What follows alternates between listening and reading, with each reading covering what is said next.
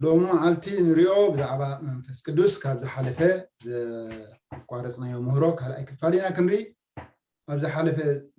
قارصنا يو أبزي زي سعود حطتها سلزة تقالن تزوها بنا تقصات الناس توعلنا نار أنا مرمرنا هنكيد يكالنا يوم مجمر تحتو حونا كريس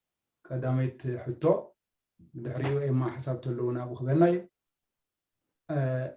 كلام لا كم زيبل أو على مسكربنا انتهيلنا كنملس كم زقبنا أي تجنقو منفس قدوس خزارب يبلنا نايمن منفس يونسو إذا قدوس منفس ويكا منفس قدوس نايمن منفس الرأي أملاخ مسكن هو زي ما قد صلتان ديو قدم زيا أبقى من وعلا مسكرم ناسي زاربنا منفس قدمي مملاشي ناءات تمثل كم مساعات تخيد ماتيوس 16 كخيد دلي ماتيوس 16 كم تقولنا نفلطو كريستوس يسوس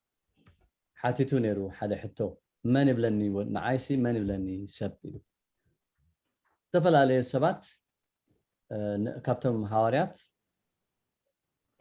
ماتيوس 16 فوق 14 تايدو قال يوم يوحنس مطمو قالوا دما إلياس قال يوم إرمياس ويس حدا خاب نبيات زولو الله إلهم ملسو نسخة نسخاتكم كمنيو تبلوني اللهم بلا شعو سمون بطرس نسخة كريستوس ودهيا أملاخ إلو ملسو يسوس كأملسو بلو سمون وديونا إزي إتي أب سماي زلو أب بويمبر سيغان دمن عيقلت الكان أمو بتسويخ ليهم أبزي أزي تسخات بلو زل خاسي سيغان دمن عيقلت الكان من دا عيقلت الكان إتي أب سماي زلو أب بوي قلت الكان الجهاز تقص كايوها نحنا أبت مودة أتا زمن ويدما بزلنايو جزي زمهرنا أبشجرت سببا أنت قات أمنا المسكر كلنا مالتي بزعام مسكرنا سلمتاي بزعام مودة أتا زمن نحنا مودة أتا زمن على الناس للنبل مالتي تزارب أبانا منيو منفس أملاخ ينولا ويدما قدوس منفس ينولا أبزها انتاي دولو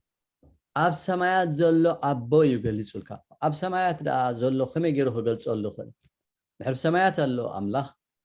بعين سب كنرئو خلنا أب سمايات كوينو أملاخ أبز مدرزي كم يجيروه قلص اللو خل يجي زعباتي أما صحاب قدوس انتا يزبل أب مئتن سلستن مزمور داويت أب مزمور داويت حمسة زاربو نقرات اللو أب سماين تخير ديبكو أم مدرين توردكو كابا خامو نابيك خيدي نسبة الحاجة كابا أملاخ نابيك خيدي سلازي أملاخ أب سماي بأكل اللو أم مدريكن بمنفسو إزالو إزي مرقاقات إخي انتايو زلنا مصحف قدس كم زيج زنببكو 16 ماتيوس 10 شوعاته أب سماي زلو أبو يقهلسو الكا إتا سخاون زبالكايا أب ماتيوس 10 خير كله هون أب ماتيوس ماركوس كبلي ماركوس 10 كم زتبل فقد 10 حدن 10 ولا 5 بوي منفس قدس وي قدس منفس ينبر مسخاتكم عكونكم من التزاربوا مو احلفهم كبخم مسوسدكم انتاي كم التزاربوا اقدمكم اي تجنقوا اتي بتا ساعاتتي ازوهابكم دعا تزاربوا سلازي من يبلالو منفس قدس يزارب اخذكم امزع انت ويتقسكو ماجو 10 شوعتها اتي اب سماي زلو ابو يغلص الكابلالو امو عينا ايدا حقي كلتو حقي سلامنتاي إذا منفس قدوس يتباهل زلو أب سماي زلو أبوي جن منفس قدوس يو بمنفس قدوس يزقلص الكا زلو كالخا تقصخا نرى ماتيوس 10 مزي زمساسل مالتي ماتيوس 10 هان تايبل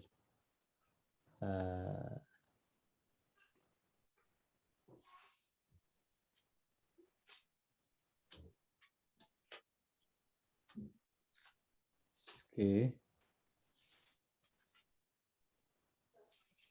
10 هو ماتيوس 10 شعاتن 20 انديدلي صحف راي 10 شعاتن 20 انتاي زبل بزعبا زلك كم سمتاي مصحف قدس كنا صنع خلنا تقسي مستقسي عرفت نجر مس عرفت نجر ماتيوس ازي إساياس 28 كاب شوعته حساب 14 زلو بزعبو زمهر الله اجغا اماركوس تايبلنا الله اب ماتيوس تايبلنا 16 اتي اب سماي زلو ابو يغلصلكا سغان دمن ايكونن يغلصلكا اماركوس كان تايبل الله 13 11 تزنبكو منفس قدوس ززارب اخاتكم بتوان حاد حساب يزلو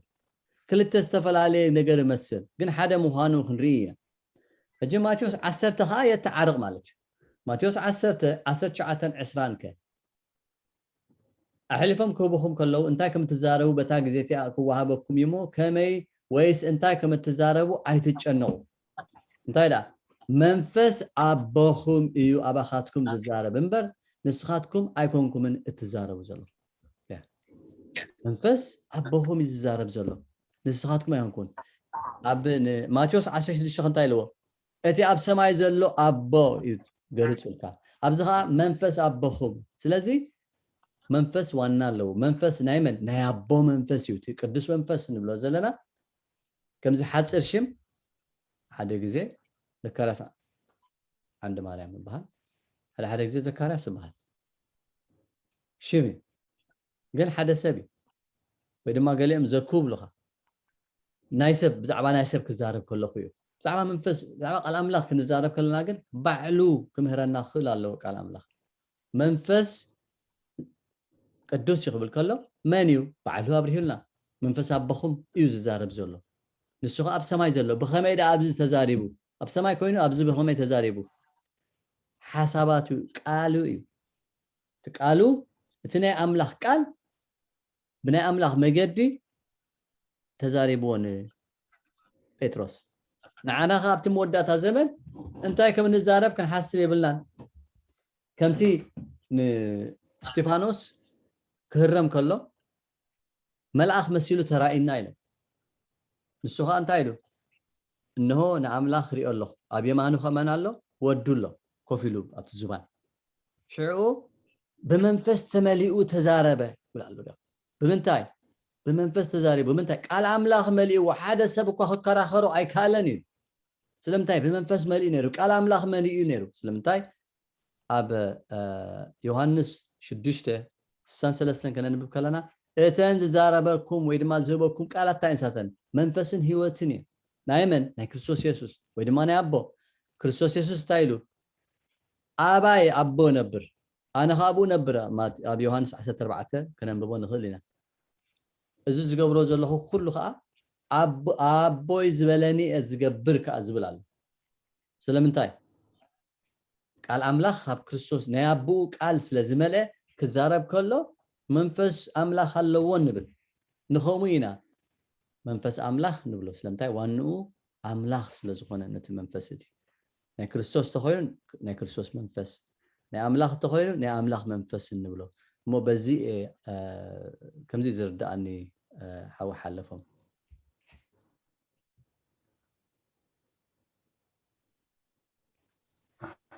الله يبارك زكي اما زي حتو انت شو متلك حسبت لك عندك كما دحريو زلا حتو مساء او نشو حسابيبك تخلي تحطهم كيدنا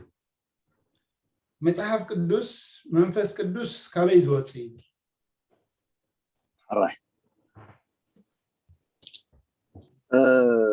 انا دما ابزيا حساب ذهب الله من البات لنا مصحف قدوس كم زحج زرعنا يا مالتيو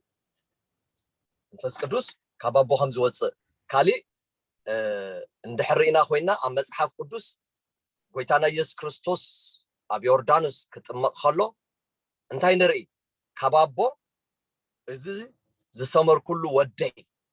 ازي يو نعو انتاي غبرو سمعو زبلو نري ننبب ابتفل على مصحف قدوسات كنركب نخلينا السمر كو ودي ازي يو نعو انتاي غبرو سمعو قبلنا خلو ونري ابزيا انا تطو خبر راي زكي او حسابت لك الراي هو تبغى ما حاول تزارب كالها انا قلت تا تخبطخ كا كابقال املاح كا كنزارب صبويو كم تزبل كا كابقال املاح انت اتبل ابي يوحنس 15:26 انت اتبل اتي انا خاب ابوز سدلكم مصنانعي كاب ابوز وص منفس حقي مس مصغنا نسخ مسكرلئيو تبل كاله و كابا بويز وص ولا اوريد زفترت حدا ممكن خلنا منفس املاح زم بنبره و منفسو ناتويو كم زغل ساعه نبلو منفس املاح نبلو وانا لو وانوخا املاح كابو زمبنيرو اجخا خمزه حجز بلنا يا كاب املاح زوص منفسيو تي قدس منفس نبلو وي منفس نبلو كاب ابو زوص منفسيو ات منفس حقي كريستوسون الله يز منفس زي اب روميشن مونته نا املاح طرح زي كونه كاب كريستوسون كم زلو እዚ መንፈስ እዚ ክንርኢ ንኽእል ኢና 8:9 እንታይ ኢሉ ንስኻትኩም ግና መንፈስ ኣምላኽ ሓዲረኩም እንተልዩስ ብመንፈስ እምበር ብስጋ ኮንኩም ዘለኹም እቲ መንፈስ ክርስቶስ ዘይብሉ ሰብ ግና ንሱ ናቱ ኣይኮነን ከምቲ ካብ ኣቦ ዝወፅእ መንፈስ ካብ ክርስቶስ ከዓ ዝወፅእ መንፈስ ኣሎ ስለምንታይ ክርስቶስ ከዓ መንፈስ ስለዘለዎ ቀጽልና ንብብ ከልና 11 እቲ ናይቲ ኢየሱስ ካብ ሙታ ዘተንስአ መንፈስ ኣባኻትኩም ሓዲሩ እንተልዩስ ግና እቲ ንክርስቶስ ኢየሱስ ካብ ሙታ ዘተንስአ ንሱ ነቲ ምዋት ስጋኹም ውን በቲ ኣባኻትኩም ሓዲሩ ዘሎ መንፈሱ ገይሩ ሕያው ክገብሮ እዩ ይኹን ስለዚ እቲ መንፈስ ካበ እዩ ዝወፅእ ካብ ቦወፅ ካብ ክርስቶስ ኢየሱስ ካወፅ ከምኡ ስለ ዝኾነ ኢኻ ንሐዋርያት ኣብ ወንጌል ዮሐንስ 10 ኸነ ንብብ ከለና እንታይ ኢና ንርኢ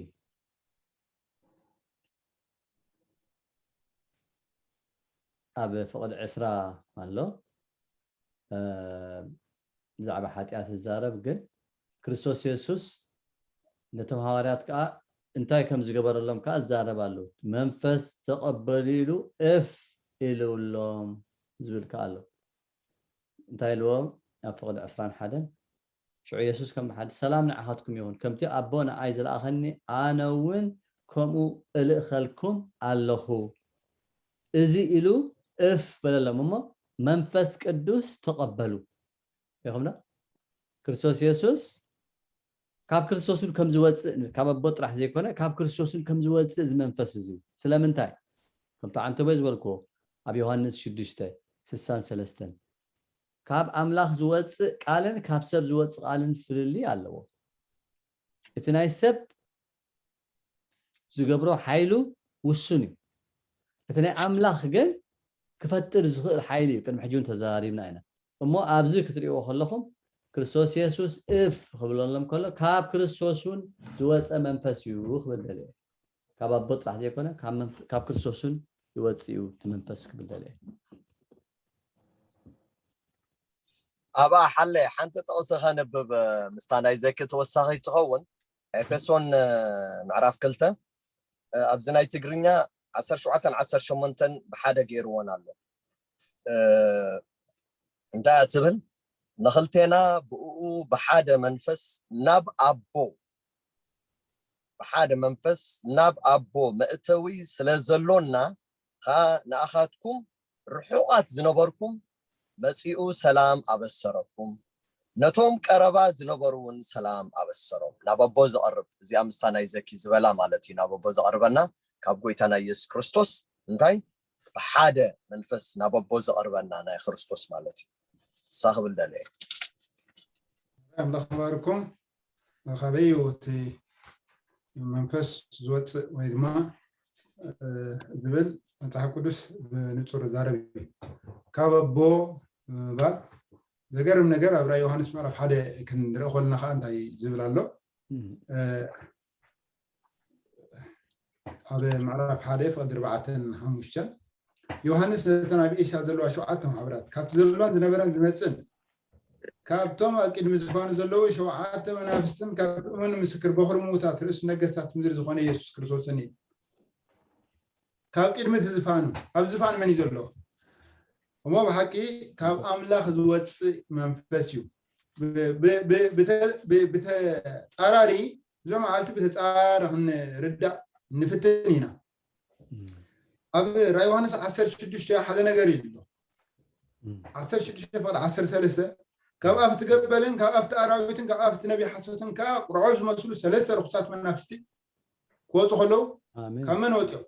ናይ መን ሰይጣን ናይ መን መንፈስ እዩ ናይ ሰይጣን እሞ ኣምላኽ ባርኩም ካብ ኣምላኽ ዝወፅእ መንፈስ እዩ ናይ ኣምላኽ መንፈስ እዩ እዚ መንፈስ ቅዱስ ንብሎ ናይ ኣምላኽ መንፈስ እዩ ክርስቶስ ደጋጊሙ ዝበለሎ ናይ መንፈስ ምዃንኩም ኣይትፈልጡን ኢኹም ብዙሕ ምስተዋዕል ዘድልዮ ነገር እዩ ኣምላኽ ፀጉ ይብዝሓልና ቀፂሉ ኣምላኽና ኣብ ሰማያት ዘማር ዳዊት ክዝምር ከሎ ኣምላኽና ኣብ ሰማያት እዩ ይብል ወይታ ኢየሱስ ከዓ ክመረና ከሎ ከምዚ ኢልኩም ፀልዩ ኣብ ሰማይ ትነብር ኣቦና መትሓዚ መጨበጢ ዘይብሉ ነገር ኣይኮንና ንምልኽ ብመን ከም ዝኣመንኩ ፈልጥ ክልኣኽ ከሎ ሙሴ ዝበለውን ኣሎ መን ሊኹን ንኽብል እዚ መን ዝበሃል ነገር ኣምላኽ ኣመነቱ ዝሓበ ኣምላኽ ኣይኮነ ኣሜን ከምዚ ዳበለና ከሎሲ ከመይ ገይሩ እዩ ኣምላኽ ምሳና ዝነብር ኣብ ሰማይ ዝነብር ንብል ክርስቶስ ንሰማይ ዓሪጉ ንብል ከመይ ገይሩ እዩ ምሳና ኣብዚ ዝነብር እዚኣ ትቕፅል ዘላ ሕቶያ እሞ ዘኪ ንዓኸበካ ድሕሪኡ ቀፂልና ክንብል እሞ ክልቲአን ብሓንሳብ ዝኸዳ እየ ከመይ ገይሩ እዩ ብሰማይ ዝነብር ኣምላኽሲ ምሳና ዝነብር ከመይ ገይሩ እቲ ኣብ ሰማይ ሊቀ ካህና ኮይኑ ዘማልእ ዘሎ ክርስቶስ ምሳና ዝነብር ንሆ ሕጂ ክሳብ መወዳእታ ዓለም ኩሉ መዓልቲ ምሳኻትኩም እየ ኢልና እዚ ሓሶት ኣይኮነን ከመይ ኢሉ ምሳና ይነብር መንፈስ ኣቦን መንፈስ የሱስን ክንቅበል ንኽእል ዶ ታትስዕብ ሕቶ እያ እሞ ዘኪ ያ ኣራይ ኣምላኽ ባርካ ኣነ እውን እዚ ምስ ኣንበብኮ ብዙሕ ግዜ እቲ ዝተምሃርናዮ ቅድሚ ሕጂ ናይ ስላሴ ዝበሃል ነገራት ሱር መሰረቱ ብጣዕሚ ዘገርም ነገር ኮይኑ ይረኺበዮ ሕጂሲ ከመይ ገይሩ ካብ ኣምላኽ ዝፈልየና ነይሩ ኢለ ሓስብ ነይረ ናይ ብሓቂ ካብ ኣምላኽ ዝፈለ ትምህርቲ እዩ ዝሕዝን ትምህርቲ እዩ ሰብ ክርድኦ ዘይክእል ትምህርቲ ሃጠው ቀጠው ክትርድኦ ዘይትኽእል ነገር ተኣምን ግለፆ ተበልኻ ክትገልፆ ዘይትኽእል መፅሓፍ ቅዱስ ከዓ ክዛረብ ከሎ እዚ ክትፅሕፍ ከለኻ ኢልዎ ንእምባቆም ድዩ ንኣሞፅታ ኢልዎ ሓረስታይ ከም ዘንብቦ ጌርካ ፅሓፍ ተባሂሉ ፊሎሶፈርስ ወይ ቴዎሎጂያንስ ከንብቦ ኣይኮነን መፅሓፍ ቅዱስ ተፃሒፉ ኣብኡ እናሃለወ ኔክድ ትሩዝ ብሎ እዞም ዓዲ ጥርሑ ዝኾነ ሓቂ ኣብ ፕሌን ሳይት ኣብ ጎልጎልሲ ተሓቢኡና ኣብ ጎልጎል ደው ዝበለ እኳ ሕጂሲ ምስ ትብሎ ዘለካ ዝኸይድ ቀዳማ ዮሃንስ 4 ወላ አንብበልና ነው ምሳኻ ክንብብ ፍቅዲ 15 መስተንክር ዝኾነ ነገር ኣሎ ቀዳማ ዮሃንስ 4:15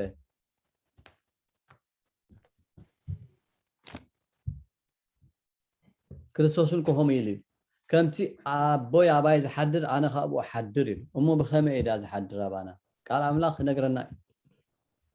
ቀዳማ ዮሃንስ 4 ቀዳማ ዮሃንስ 4:15 እወ ኢየሱስ ወደ ኣምላኽ ምዃኑ ዝኣምን ኣምላኽ ኣብኡ ይነብር ንሱን ኣብ ኣምላኽ ይነብር ረእዮ በል እዚ ፍልስፍና ዘየድልዮ ነገር እዩ እቲ ክርስቶስ ወደ ኣምላኽ ምዃኑ ዝኣምን ሰብ ኣብኡ ኣምላኽ ነብር ኣምላኽካ ኣብኡ ነብር ብለናል ካብዚ ዓቢ ብንጹር እንታይ ኢና ክንቐምጥ ምኻልእ ክንቐምጥ ኣይንኽእል ኢና ካብቲ ጽሑፍ ኣምላኽ ዝፀሓፎን ላዕሊ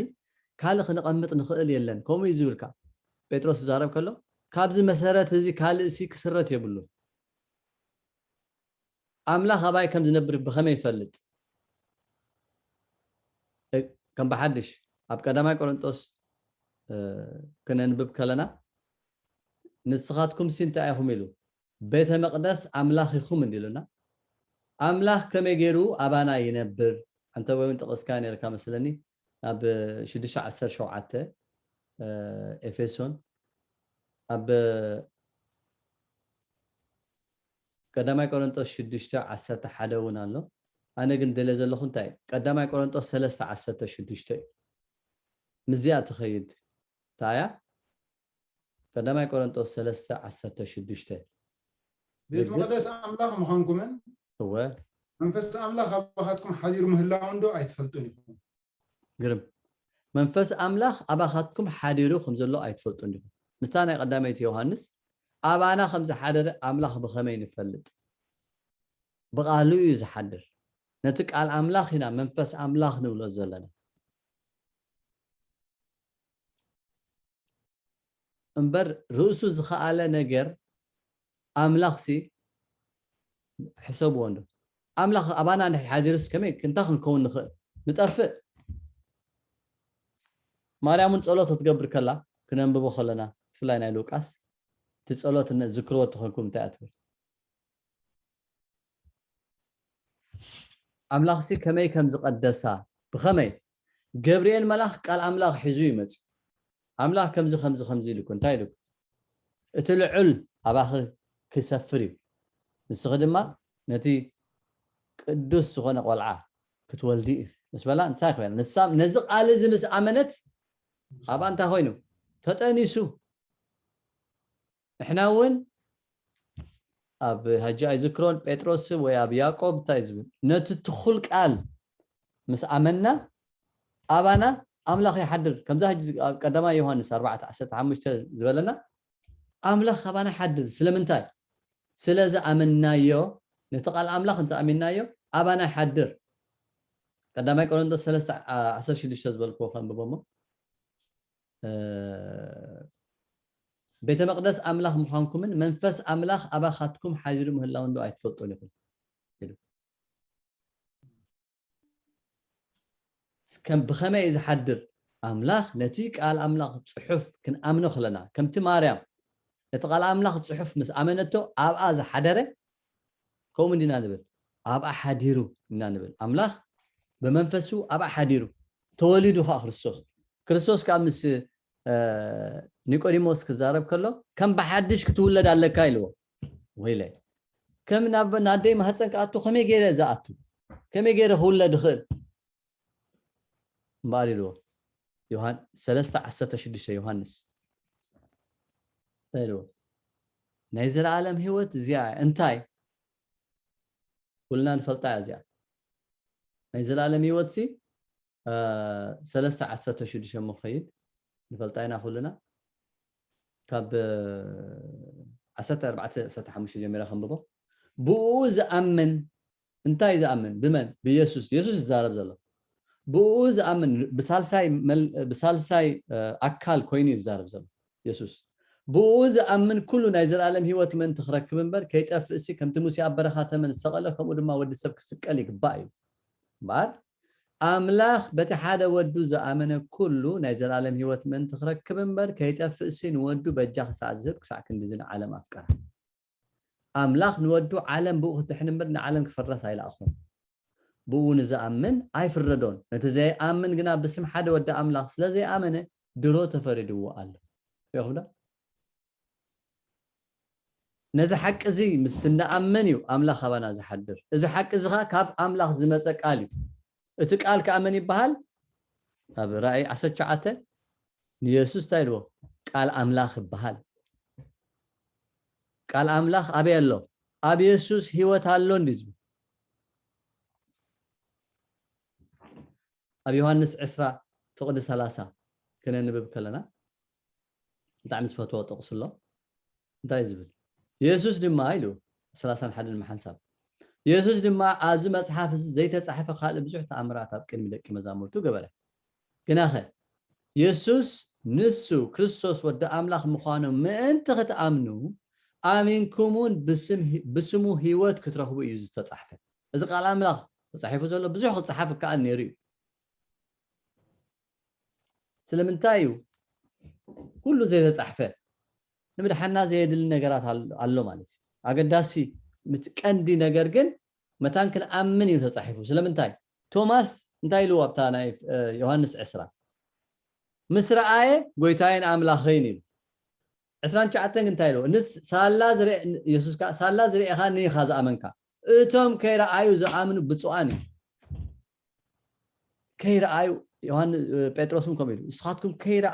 ከይረኣኹም ተምልኽዎ ትፈትዎ ኣለኹም ካልኣይ ጴጥሮስ 1 ምዕራፍ ከይረኣኹም ተፍቅርዎ ኣለኹም ኢሉ ከመይ ዝኣምሰለ ዕድለኛታት ኢና ከመይ ብሩኻት ኢና ከይረኣና ኣምላኽ ኣሚንናዮ ስለዚ ኣመንናዮ ከዓ ኣባና ነብር ኣሎ ብኸመይ ንፈልጥ ሓደ ሰብ ኣባይ ከም ዝነብር ቃል ኣምላኽ ዝዛረብ እቲ ኣምላኽ ዝለኣኾ ኢሉ ቃል ኣምላኽ ዝዛረብ እቲ ካልእ ዝለኣኾ ከዓ ናቱ ዝዛረብ ናይ ኣሜሪካ ኣምባሳደር ተኮይኑ ናይ ኣሜሪካ መንግስቲ ይዛረብ ሰይጣን ዝለኣኾ ተኮይኑ ናይ ሰይጣን ይዛረብ ኣምላኽ ዝለኣኾ ተኮይኑ ከዓ ናይ ኣምላኽ ይዛረብ እሞ ኣምላኽ ኣባና ብመንፈሱ እዩ ኣባና ዝነብር ክንብል ከለና ቃሉ እዩ እቲ ህይወት ዝህብ ቃሉ እዩ ንሱ ምስ ንኣምንካ ሕና ዘላለም ህይወት ኣለና እዩ ዝብል እሞ እዚ ክብል ዝኽእል ኣምላኽ ይባርካ ሓሌ ይመሓወይ ሓራይ ሓለ ኣብኣ ከለኹ ኣነ ገና ኸይድ ኣሎ እሞ ኣብኣ ቅልጥፍ ኢለ ክቐርብ እየ እታ ናይ መጀመርያ ኣብታ ዘኪ ሓወይ ዝበላ ወሲኸ ኣብታ ካልአይቲ ናይ ኣቦን ናይ ወድን መንፈስ ምሳና ይነብር ዶ ናይ ትብል እውን ክኸይድ እየ ኣብዛ ዘኪ ሓወይ ዝበላ ጥቕሲ ክውስኸላ ብዙሕ ጥቕስታት ይቡ እንድዩ ወንጌል ዮሐንስ 14 ካብ 10 ገርም እዩ ካብ 15 ጀሚረ ክንብቦ እየ 14 እውን ተወሲኸያ ደስ ይብለኒ ብዙሕ ግዜ ሰባት ስለ ዝብልዋ ግን ተወሰኽናያ እውን ፅቡቅ ብስመይ ገለ እንተለመንኩም ክገብረልኩም እየ ኣብዚያ ክገብረልኩም እየ ትሕቲኡ እየ እተፍቆረ እንተኮይንኩም ትእዛዛተይ ሓሉ ድሓር ይቕፅል ኣነ ነቦይ ክልምኖ እየ ንሱ ድማ ንዘለዓለም ምስኻትኩም ዝነብር ካሊእ መፀናንዒ ክህበኩም እዩ ነቲ መንፈስ ሓቂ ዓለም ዘይትርእዮን ዘይትፈልጦን ስለዝኾነት ክትቕበሎ ኣይኮነላን እዩ ንስኻትኩም ግና ምስኻትኩም ይሓድር ኣባኻትኩም እውን ክነብር እዩ እሞ ትፈልጥዎ ኢኹም ኣብዚ ኣብቲ ናይ ምውሃድ ኣሎ ኣብዚ ምውሃድ ኣሎ ምፍላጥ ኣሎ ናባና ምምፃእ ኣሎ እቲ ናትና ልቢ ወይ እቲ ናትና እምነት እውን ምስኡ ምውሃድ የረና በቲ ናይ ኦርቶዶክስ ኣባህላ ንኣብነት ተዋህዶ ዝብል ናይ ምውሃድ ንርኢ ኣለና ድሕሪኡ ንቐፅል ኣነ ዘኽታማት ኮይንኩም ኣይሓድገኩምን ናባኻትኩም ክመፅእ እየ ወይታ ኢየሱስ ክርስቶስ ይዛረብ ዘሎ ክመፅእ እየ ቁሩብ ግዜ ዓለም ደጊማ ኣይክትርእየንን እያ ንስኻትኩም ግና ክትርእዩኒ ኢኹም ኣነ ህያው እየ እሞ ንስኻትኩም እውን ህያዋን ክትኾኑ ኢኹም በታ መዓልቲ እቲኣ ኣነ ኣቦ ኣባይ ንስኻትኩም ከዓ ኣባይ ኣነ እውን ኣባኻትኩም ምህላው ክትፈልጡ ኢኹም እቲ ትእዛዝ ዘለዎ እሞ ዝሕልዎ ንሱ እዩ ዘፍቀረኒ ልቢ ጌርና ነስተውዕሎ ነቲ ዘፍቀረኒ ድማ ኣቦ ኣዩ ናይ ወድን ናይ ኣቦ የፍቅሮ እዩ ኣነ እውን ኣፍቅሮ ርእሰይ ከዓ እገልፀሉ እቲ ዘየፍ ኣስቆርታዊ ይሁዳ ድማ ጎይታይ እቲ ርእስኻ ንዓለም ዘይኮነስ ንዓና እትገልፀሉ እንታይ እዩ በሎ ኢየሱስ ከዓ ዘፍቀረኒ እንተሎ ቃለይ ይሕሉ እዩ ኣቦይ ድማ የፍቅሮ ናብኡ እውን ንመፅእ ኣብኡ ከዓ ማሕበር ክንገብር ኢና እቲ ዘየፍቀረኒ ግና ንቃለይ ኣይሕልዎን እዩ እቲ እትሰምዕዎ ዘለኹም ቃል ከዓ ናይ ዝለኣኸኒ ኣቦይ እምበር ናተይ ኣይኮነን ኢሉ መለሰሎም እስካብ 31 ተንቢብናዮ ነታ ሕቶ ዝሃብካና ጽቡቕ ጌራ ትመልስ እና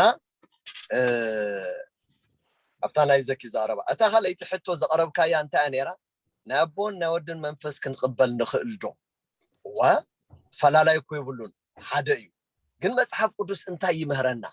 ኣብዚኣ ሮሜ 8:9 ክነውጽእ ይኽእል ሮሜ 8:9-10 ክነንብብ ኢና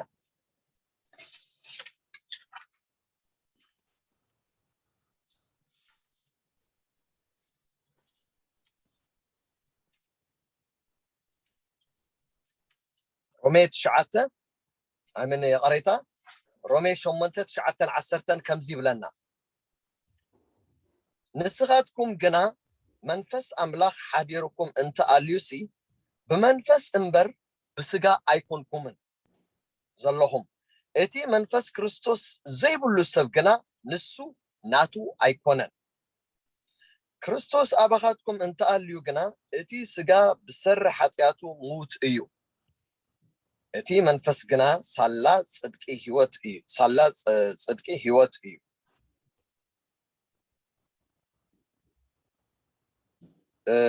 እስካብ 10 እተኻልእቲ ከንብባ ዝደል እንደገና አብኣ ኸላ ኣብታ መጽሐፍ ባዕላ ማለት እዩ ኩሉ እንዳንብብና የተመጽና ኣነ ምንት ግዜና ቁጥብ ኢለ ካብ 14 እስካብ 19 ክነብቦ ኸለና ድማ ዘገርም ተወሳኺ ሐሳባት ይበና 14-15 ብሓደ እዩ ንስኻትኩም ሲ ነቲ ብኡኡ ጌርና አባ አቦ ኢልና እንጽዋዓሉ መንፈስ ውልድነት ሓደ ሕዙ አባ አቦ ኢልና እንጽዋዓሉ ውልድነት ኢኹም እተቀበልኩም እንበር መንፈስ ባርነት ከም በሐዱሽ ንፍርሃት አይተቀበልኩምሞን ስለዚህ እቶም በመንፈስ አምላክ ዝምርሑ ዘበሉ ንሳቶም ውሉድ አምላክ እዮም ውሉድ አምላክ ምዃንና ከምቲ መንፈስ ባዕሉ እዩ ምስ መንፈስና ኮይኑ ዝሰማማዕ ውሉድ ካብ ኮንኮስ ወረስቲ ድማ ኢና ንአምላክ ወረስቱ ንክርስቶስ መዋርስቱ ኢና ምስ ሓሰረ መከራ እንተ ጸገብና ምስ እውን ክንከብር ኢና ሓረርታ ፍጥረት ነቲ ምግላጽ ጽድቂ አምላክ ይጽበዩ አለው ዛዕባ ተፈጥሮ ይዛረበና ፍጥረት እውን ከይተረፈ ይጽባሎ እቲ ፍጥረት ንኸንቱ ተገዚኡ አሎ ስለዚህ በተስፋ ዘግዝኦ እዩ እንበር በፍቃዱስ አይኮነን እሞ ይብለና እስካብ 19 ደልያ ነራ እና እቲ ንሪኦ ዘለና ኣብዚ እንታይና ንርኢ ዘለና አባ አቦ ኢልና ንጽዋዓሉ መንፈስ ውልድነት ይቡና ሓሳረ መከራ ተጸገብና ድማ ከምቲ ጎይታና ኢየሱስ ክርስቶስ ሓሳረ መከራ ጸገቡ እንታይ ንኸውን ኣለና መዋርስቱ ንኸውን ኣለና ሕጂ ኣብዚ ኣፈላላይ የለን ግን እቲ መንፈስ ንጎይታና ኢየሱስ ክርስቶስ ኣብ ቀድሚ ሕጂ ዘጽናዕና እንታይ ኢና ኢልና ነርና ኩሉ ስልጣን ኩሉ እንታይ ይብለና ተዋሃበኒ ኩሉ ይተዋሂቦ ኩሉ ሓንቲ ዝተረፈ ነገር የለን ካበቦ አሉታን ኩሉ ተዋሂቦ ሕጂ ጎይታ ናይ ኢየሱስ ክርስቶስ መንፈስ ክንብል ኸለና እቲ ተዋሃቦ ምን ይህብዎ አቦ ንኣብነት ዘኪሓወይ ኩሉ እዚ ውርሲ ይበካ ኣለኹ ተይልንሲ እዚኣ ናይ መን እያ ናይታ ዘወረስኩዋ ሱ ዘውረሰኒ ናቱ የጽወ እዚኣ ዘኪ ዘውረሰኒ ኣነ ሂበዮ ኣለኹ ማለት ንሓደ ሰብ ናይ መን እየ ካብ ዘኪ ተወሪሳ ትመጽእ ዘላ ወይ ድማ ኣብ ስድራ እውን ተርኢና ውርሲ ተሓላለፍ ንብል እቲ መጀመርያ ዘውረሰ አቦ እቲ ናይ መጀመርያ ኩሉ ፈጣሪ አቦ ናይ ኩሉ ዘወርስ ስለዚ እዚ እንታይ ብለና ኣሎ መጽሐፍ ቅዱስ ማለት እዩ ኣብቲ ሮሜ ዘንበብናዮ ናይ በሐቂ እወ ክንቅበል ንኽእል ኢና እወ ይብለና ኣሎ መጽሐፍ ቅዱስ ወረስቲ ምዃንና መዋርስቲ ምዃኑ ድማ ኣርጊጽልና ኣሎ ኣብዚኣ ጠጠው ኸብል ለኽበርካ መንፈስ አቦን መንፈስ ኢየሱስን ክንቅበል ንኽእል ዶ እቲ መንፈስ ኢየሱስ ንበል መንፈስ አቦ ንበል ኣብዛ ሓለፈ ምሁርና ዝረኣናዮ ስለ ዝነበረ ንዕኡ መሰረት ምግባር እዩ ክንዛረብ ፀኒሕና እወ ንቕበል ዝብል ዓበይ ታሽሙ ሮሜ ምዕራፍ 8 ገላቢጥ እዩ ዛረበለን መንፈስ አምላክ ዘይብሉ ወይ ድማ መንፈስ ክርስቶስ ዘይብሉ እናበለ ዛረብ ብሓቂ ዓብ ነገር ካብ ቦ ዝወፅእ መንፈስ ዝበሎ ኣብ ምዕራፍ 3 ምናልባት ዮሐንስ 3 ክንክፋ ቢልያ ኸይድ ነዚ በኸራዊ ደምና ዝኽእል 3:34 أملاك منفسه سفيرو أيهبني ما أملاك لا أخون السوق الأملاك ينج زنقر أبو نودي يفكري ما كله أبيدو هابو كله سلطان دواي النخاي تنا أبو زبله كله أمن الله أودي الله سلزيو إذا حد منفس بحد منفس متولنا نبلو تنا أبو منفس ويك أنا من منفس نايسوس منفس نبلو ما بخمزينا منفس أبوان منفس يسوسن كنقبل نخيل تنا مودا تحتو مزلنا جزء قلت في النخل ملسنا في التنينا تم دك مزامرتي هذا دك مزامرتي حتى نيرو 10 شدشت ونجد يوحنس كان نبب كله من يتمت أنا ديو نيرو حتى ويس بغميو أبارو بيدا حد ملس اسمه بس مسنا منيو متحف قدس تايب لنا أبزينا إحنا زاربنا يمودات حتى نعتقون يا تبو نغير لنا مثلني حاولنا زي كي جمر لنا بأخي ما دمات من الألو الراي كم زع أنت ويز بالنا يو كايو تي منفس أملا زعبا منفس متصنانعي مشم يوحنس ندي زعبا متصنانعي زارب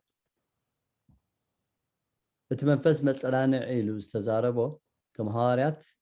زاربهم زنبر أنت ويوحن عندنا مدقامو هيكوني ليه حاونا إما كيدو ولا كله اتزحتوا زنبر حتى انتهينت زي كونه ويدما منيو زي كونه تايدا بخمه اخا تقلص اكو عيني نعالم اي تقلصني هاي ترئني نعخاتكم كرئي نعالم جن هاي ترئني خميه امثله زرباي قدم انتايلو نبو ارينا مو ولا زين نبو صبو يوحنس 10:4 نبو بنصور تدغاغمنا صبق يبحلاي متان كردانا هذا كدغاغم كحد غزي يرداني سلمنتاي اب زمهرنا يالو انديو امرنا مليو زلو نسو حساب نوصو كبيريو بزح نغرات بزمن خستوز صممس كل ساعه هم اهبل يزبهلا بهلا بزحتات محيتمو توماس نابي غا تخي زل خايل سخاتو تفطخم يلونون احنا نابي كم تخيل عين فلتن يلو فيليبوس كان تايلو فوق الشمونته نبوري انما يا اخلنا يلو فيليبوس اذا خندز اكل زمن مسخاتكم كنبر كلخص ايتفلط ان ليخا تنا عايز رايو ينبور ايو كميل كان بوير انات فلنا الله انا ابابو خمزلخ جري يغلصول له انا ابابو خمزلخو ابو اباي كمزلوسي ايتامنن ليخا تاباي زلو ابو بعلو يغبرتاتو زغبر زلو بر اذن احاتكم زنغركم زلخو زرباس كابر اسي ايكونكم زارب زلخو زربا يلو قال مالتي اذا قال املاح تريو زلخم كم انت وي حوي حلفهم زبله يوحنس 3:34 اتك املا ني املاح سب ني املاح قال حجز مص تلوخ كل ساعه ينقس يلو كريستوس اب حدا صحفنا يوحنس ايذكرون ابي تقسم هون اتز تلاخه ينقس كابت زلاخ كم سلازخونه كريستوس يسوس ابوي كباي عبيزو ما انا ابو مهلاي 11 ابو اباي مهلاو امنوني انت زي كونه سلاتي غبرتاتي اكو امانني انا ابوي خير اللهم موت ابا ايز امنت زغبرو كله غبرتات كم زغبر كابو زعبون كم زغبر بحق بلكم الله خير اجي اتا موداتا اسقروتاوي حتو زحاتتو انتايتو اتر اسخانا عالم زي كونه نعنا اتغلصلس انتا يبلو يسوس يلو زفكرن تلوك على يحلو ابوي دما يفكروي انا ابو نمص ابو خام حدرك نغبرينا اتي زفكرن غنا نقاله يحلوني نابله يزاربو مالتي نعالم زغهادلو نوم زيغهادلو انتايو قال املاخ نخريستوس فلطو نيرم زم سبازيات كريستوس مساخم نيره يرال مساخم الله هجي صباح نغوغن مساخم ايكون بزعبا رؤسو كم سالسه اكال هجو ريو بزز ناي سالسه اكال بشي نغير كريستوس يسوس بشي خزارا كولن رؤسو كم سالسه اكال غيري يزارا እጅብ ብዙሕ ሰብ ዘደናግሮ እዩ ኢለ ስለዝኣምን ይኹም ዝብል ዘለኹ ዓለም ክትርእየና ኣይትኽእልን እያ ኢሉ ንስኻትኩም ግን ክትርእዩኒ ኢኹም ረዲኩም ስለምንታይ ምሳኻትኩም እነብር ምሳኻትኩም ድማ ክነብር እዩ ብዛዕባ ርእሱ ይዛረብ ዘሎ ግን ከሳልሳይ ኣካል እዩ ዝዛረብ ዘሎ ወላ ኣፈወዳ ምዕራፍ 15 ተኸይና እውን ከምኡ እዩ ኣብዚ ብምስላይ ዝዛረብ ነይሩ ዝገርመኩም ነገር ኩሉ ተረኣናዮ ብዛዕባ ጨንፈር ብዛዕባ ገለ ይዛረብ ኣብ 14 15 ድሓር ኣብ ፍቕዲ ኣብ 16 ተረኣ መፂና ግን ክርስቶስ ብግህዶ ነቶም ሃዋርያት ከም ተዛረቦም ይዛረቡ ማለት እዩ እንታይ ለምሲ ኣብ 16-17 ሽዑ ካብቶም ደቀ መዛሙርቲ ሓያሎ እዚ ናብ ኣቦይ ክኸይድ እሞ ቅሩብ ግዜ ኣይትርእዩን ኢኹም ከም ብሓድሽ ድማ ቅሩብ ግዜ ክትርእዩን ኢኹም ዝብለና ዘሎስ እንታይ እዩ ተባሃለ ስለዚ ነዚ ዝዛረቦ ዘሎ ኣይስተውዓልናዮን ቅሩብ ግዜ ዝብሎ ዘሎስ እንታይ ኮን ይኸውን በሉ የሱስ ከዓ ክሓቶ ከም ዝደለ ፍሊጡ በሎም ቅሩብ ግዜ ኣይትርእዩን ኢኹም ከም ብሓድሽ ድማ ቅሩብ ግዜ ክትርእዩን ኢኹም ስለዝበልኩኹም ዶ ንሓደ ሓድኩም ትመራመሩ ኣለኹም ንስኻትኩም ክትበኺን ክትሓዝኑ ኢኹም ዓለም ግና ባህ ክብላ እዩ ንስኻትኩም ክትጉዩ ኢኹም ግና ክትጓሂኹም ናብ ሓጎስ ከም ዝልወጥ ብሓቂ ብለኩም ኣለኹ እናበለ ይዛረብ በታ መዓልቲ እቲኣ ሓንቲ እኳ ኣይክትሓቱን ኢኹም ነቦ ብስመይ ዝለመንኩምዎ ዘበለ ኩሉ ከም ዝህበኩም ብሓቂ ብለኩም ኣለኹ ታዓንተ ወይ ዝበልና እዩ ዝረስዑ ኣብ መወዳእታ ዘመን መንፈስ ኣቦኹም ክዛረብ እዩ ንሱ እዩ ዝነግሮም ነይሩ ክርስቶስ የሱስ ሕጂ ካብ 26 ጀሚረ ከንብብ ድሓር 29 ጠጠው ከብል እየ በታ መዓልቲ እቲኣ ብስመይ ክትልምኑ ኢኹም ንስኻትኩም ኣነ ኣብ ኣምላኽ ከም ዝወፅእ ካብ ኣምላኽ ከም ዝወፃእኩ ስለዝኣመንኩምን ዘፍቀርኩምን ኣቦ ባዕሉ የፍቅረኩም ኣሎ እሞ ነቦ ምእንታኹም ኣነ ከም ዝልምኖ ኣይብለኩምን እዩ ካብ ኣቦ ወፂኤ ናብ ዓለም መፃእኩ ንዓለም ሓዲገ ድማ ናብ ኣቦይ እኸይድ ኣለኹ ሕጂ ረእዎ እቶም ደቀ መዛሙርቱ ኸ እንሆ ሕጂ ብግሁድ ትዛረብ ኣለኻ ሓንቲ እኳ ብሕቡእ ኣይተዛረብካን ኩሉ ከም እትፈልጥ ሓደ እኳ ሓተካ እውን ከምዘየድልየካ ሕጂ ፈለጥና ስለዚ ካብ ኣምላኽ ምውፃእካ እውን ንኣምን ኣለና በልዎ ቅድሚኡ ይኣምኑ ኣይነበሩን ማለት እዩ ክርስቶስ ካብ ኣምላኽ ከም ዝወፅእ ኣይኣምኑን ከምዚ ሕጂ ዘለዉ ሰባት ክርስቶስ ካብ ኣምላኽ ኣይወፀን ወይም ኣይተወልደን ዝበሃል ትምህርቲ ኣሎኒ ዘይነበረ እጅግ እንታይ ብሎ ኣነ ካብ ኣምላኽ ምውፅአይ ስለዝኣመንኩም ኢሉ የሱስ እንታይ ኢልዎ ሕጂ ዶ ኣሚንኩም ለኹም ኖ ኩላትኩም ነንበይንኹም ናብ ስፍራኹም ትዛወሩ ነንበይንኹም ትሓድጉላ ትመፅእ ኣላ ድሮ እኳ መፅኣ ግና ኣቦይ ምሳይ እሞ በይነይሲ ኣይኮንኩን ኣባይ ሰላም ምእንቲ ክትረኽቡ ነዚ ነገርክኹም ኣብ ዓለም ፀበብ ኣለኩም ግና ኣጅኹም ኣነ ንዓለም ስዒራ ኢሉ መለሰሎ መጀመርያ 14 15 16 ኣብቲ መጀመርያ ክዛረብ ከሎ ብምስላይ ይዛረቦም ነይሩ መታን ከኣምንዎ ደልዩ ድሓር ግን መጨረሻ ዋው ሕጂ ትኽብቲ ክትዛረብ ኣለኻ ኢሎም ሕጂ ተረዲኡና እምበኣር ሕጂ ኣሚንኩም ተረዲኡኩም እወ ንሕና እውን ከምኡ ኢና ንብል ዘለና ቀደም ኣይርዳእና ነይሩ ከምዚ ምስላ መስለና ነይሩ ምስጢር ንበሃል ነርና ሕጂ ግን ብግህዶ ቃል ኣምላኽ ክዛረብ ሰሚዕና ልብና ተተግዲፍና እጂ ንሕና እውን ንዛረቦ ዘለና ኣሕዋተይ እቶም ትሰምዑ ዘለኹም ትርእዩ ዘለኹም ድማኒ ከምኡ ክርስቶስ ኢየሱስ ከምቲ ንሕና ሓጎስ ረኺብና ዕረፍቲ ረኺብና ዘለና ዕረፍቲ መታን ክትረኽቡ ሰላም ኣብ ክርስቶስ ኢየሱስ ኣለና ስለምንታይ እቲ ሰላም ትህብ ሓቂ ምፍላጥ ናይ ዘለዓለም ህይወት እውን ንክርስቶስ ኢየሱስ ምፍላጥ ከምታ ዮሐንስ 17:3 ዝብለና ንኣምላኽ ምፍላጥ እዩ ትቐንዲ ፍልስፍናን ቴዎሎጂን ኣይኮነን ንኣምላኽ እንተደኣ ፈሊጥና የና ዕረፍቲ ክህልወና ዝኽእል እሞ ሃዋርያት ንባዕላቶም ዕረፍቲ ረኺቦም ስለምንታይ ኣብ መወዳእታ ተረዲእዎም ንሕና እውን ተረዲኡና ካብ ኣምላኽ ኢና ንዛረብ ዘለና ቃል ኣምላኽ ኢና ከዓ ንዛረብ ዘለና ካልእ ካብ ቃል ኣምላኽ ወፃኢ ተዛረበና ንሱ ካብ ውሽጥና ኮይኑ ክንዛረብ ዝደፍኣና ዘሎ መታን ነቲ ንሕና ዝረኸብናዮ ሰላም መታን ካልኦት ሰባት ድማ መታ ክረኽቡ እሞ ኣምላኽ ይባርኽካ ሓለፎም ሓወይ ምናልባት ግዜና ስለዝኣኸለት ኣብዛ ነብቅዕና ኣብ ትቕፅል ግን እዚኣ ኢልና ክንውዳእ ኢና ምናልባት ብሓደ ደቂቕ እስከ ሓደ ንእሽቶ ሓሳብ ኤማ ክትብል እሞ ኣብዚኣ ዘኪ ሓወይ ወሰዓት ርኢ ኣለኹ 2 ደቂቕ ኣለዋ እሞ ጥቕሲ ጥራይ ከነብብ ክውድኦ ምክንያቱ መብርህራ ክሓልፈን ዘይግባእኒ ካልኣይ ቆሮንጦስ 16 ኣይምን ካልኣይ ቆሮንጦስ معرف 16 እስካብ 18 ከንብብ እየ ድሕሪኡ ድማ መዝሙረ ዳዊት ከንብብ ጥራየ ካልኣይ ቆሮንቶስ 16 እስካብ 18 ንመቅደስ ኣምላኽ ምስ ጣዖታት እንታይ ምስምማዕ ኣለዎ ኣምላኽ ኣባታቶም ክነብር ኣባታቶም እውን ክመላለስ እዩ ኣነ ኣምልኾ ክኸውን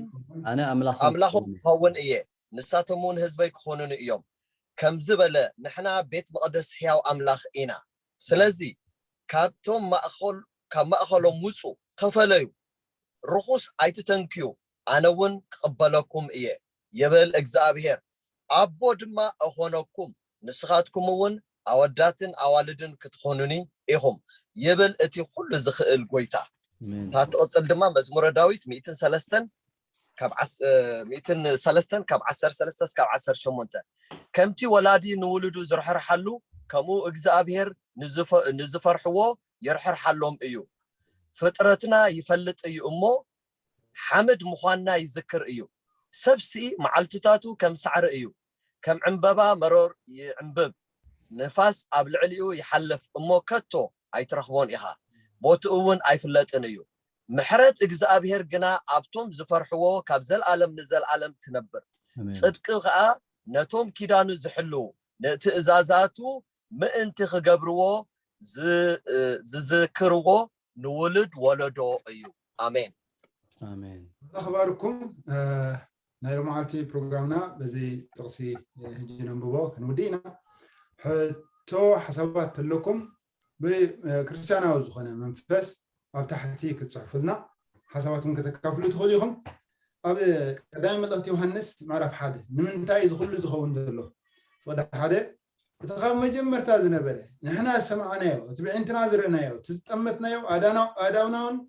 زرمسسو بزعبات قال هيوت دما تقلصت نتامسا بوز نبرتنا انا ها تقلصت نايزر علم هيوت رينا ياينامو نمسكرن نغركم ونالنا نسخاتكم دما مسانا حبرت من تخلوكم يلنا اسرينا يون سمعنا ناخذكم ننغرو لنا حبرتناون مسابون مسودو يسوع كريستوسن حقوسنا من تخمل لنا ازي اتهاورا نصحف لكم على نايلو ازي نغركم على نبل مو املاخ باركم بروجرامنا نايلو معلتي بهذا خنو دينا